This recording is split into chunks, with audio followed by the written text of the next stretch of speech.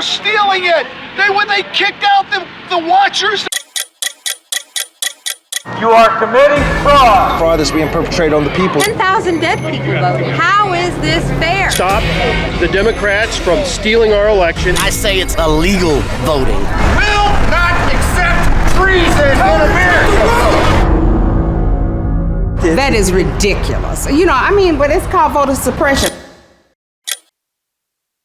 Has this ever happened to you before? Never. How could they be so wrong with 198,000 people? They are being disenfranchised in the middle of a significant election. But wait. Weren't we told in school that America is the gold standard of democracy? What's the reality? That America is filled with millions of fraudulent voters voting illegally? Like this man casting an extra illegal vote? Dead people are voting, people that have moved to other states. Or are we a nation where Americans are wrongly blocked from casting their ballots? So there are two competing stories: widespread voter suppression or massive voter fraud. For example, this year, Georgia's GOP Secretary of State accused 1,000 Georgians of voting twice. There are 1,000 people of that 150,000 that actually double voted. Wow, 1,000 double voters. That's a felony crime. And how many of those 1,000 did he arrest? Zero. None. Zero voter fraud. So, fraudulent voting is a fantasy, but what about vote suppression? Just before the 2020 election, the same Georgia official canceled the voter registrations of an astonishing 198,000 voters. They called it the Purge. I got my hands on the big Purge list. Now how? It actually took years. Greg Palast, an investigative reporter with Rolling Stone, got suspicious about the disappearance of tens of thousands of voters from Georgia's voter rolls. Georgia told Palast that these voters had moved out of their home, left Georgia, but the purged voters told the reporter, "But I've been voting right here ever since 1968. According to the state of Georgia, they said, well, these people had moved away. So I went through the list and I started finding these voters. I've lived in this house for 20 years. And I've been living in this house 13 to 15 years. I had been purged from the voter rolls. Haven't moved, and my name was not there. So what's going on here? The state says these voters have moved, and here they were. Who knows if you've moved? The post office actually has licensees who can go into the postal computers and tell you exactly who's filled out those change of address cards. So the post office contractor gives me the official list of people who've moved and people who haven't moved. And it turns out these voters, they hadn't moved. 198,351 of them had not moved.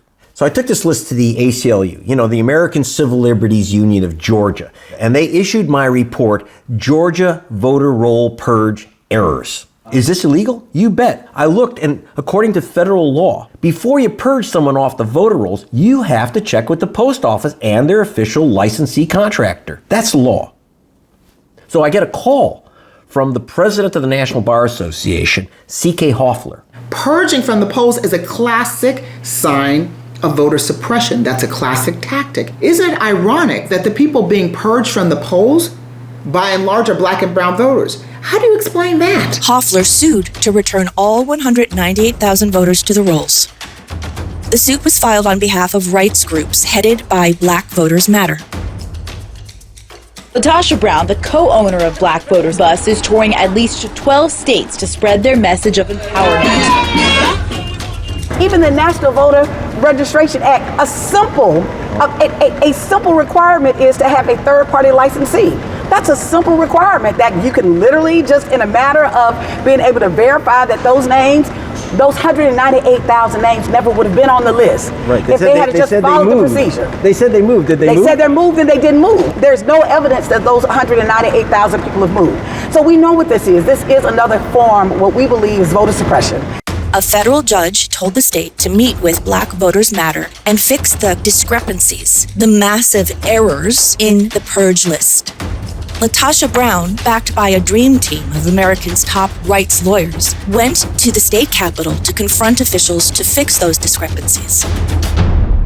This purge case is just one of the many ways in which they are trying to destroy the vote. If one voter is disenfranchised, that's one voter too many. And we're coming to the new suppressing chief's office and demanding a meeting, and then we'll see him in court.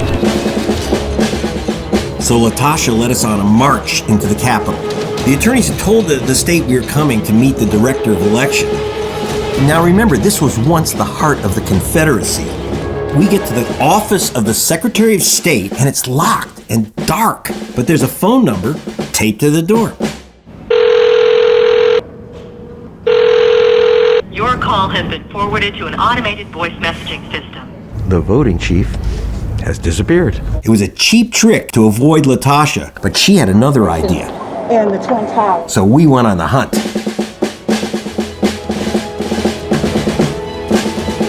And there he is, Chris Harvey, Georgia's Director of Elections, the Purge General himself.